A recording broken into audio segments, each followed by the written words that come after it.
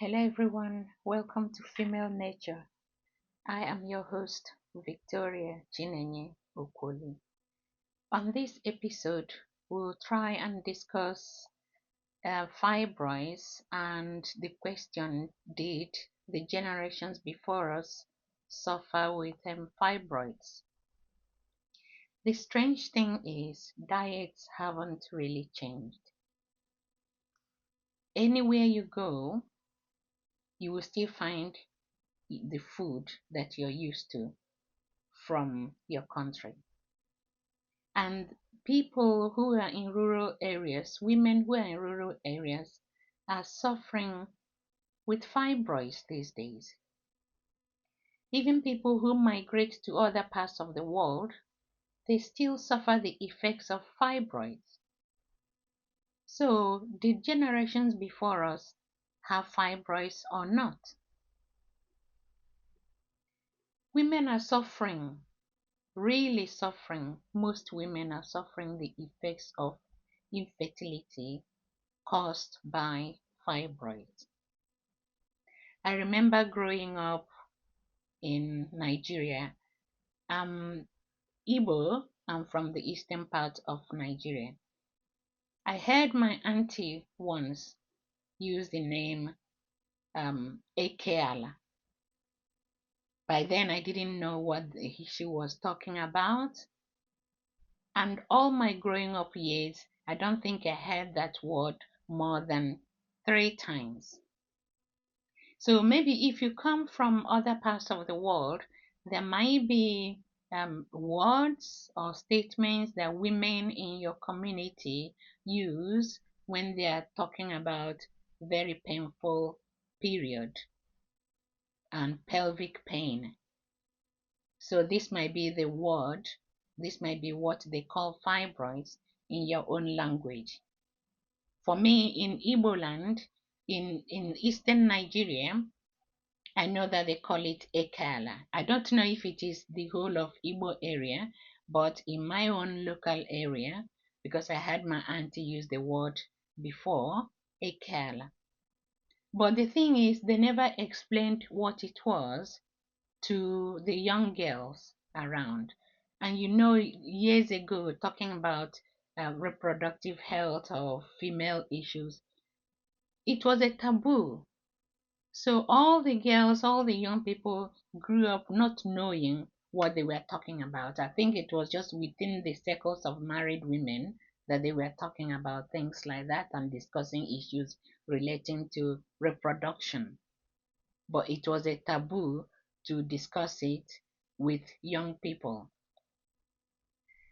So there's an urgent need for us to break this taboo and educate women and talk openly about issues relating to fibroids. Diets haven't changed.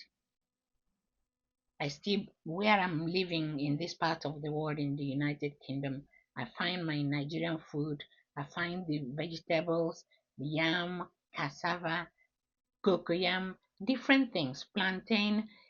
Anywhere you are in this world now, wherever you migrate to, it is very likely you find the food that you're used to. I have heard people say it might be the chemicals that the black women use, the Africans or Caribbeans or Asian women use on our hair to do our hair like relaxer. It might be the chemicals from there. There might be a chance of estrogen, which is the culprit in this whole story of fibroid. There might be a likelihood of hormones like that being in chemicals like that, and there are different sources of estrogen, like different, maybe like the phytoestrogen, the synthetic ones. So we're not even sure if the issue is being made worse, if the issue of fibroid is being made worse from the synthetic estrogen that we pick up in our environment, or from food, or from the chemicals that we use on our hair, on our bodies. We don't know. But the strange thing is, people in rural areas who are not using any chemicals on their hair, they suffer the effects of fibroids. We eat the same food, they still suffer the effects of fibroids. People who migrate to other parts of the world eat the same food, they still suffer the effects. So, what is happening? Did generations before us suffer with fibroids or not? So, in answer to the question, in my experience, I think the generations before us, they suffered with the effects of fibroids. They had problems with fibroids as well. However, they handled it differently. In fact, they handled it better. So I think we'll try and find out at the next episode, what did they do? What did our mothers, our grandmothers, our great grandmothers do different from what we are doing these days, that fibroids are so rampant? Try not to miss the next episode. We'll find out at the next episode.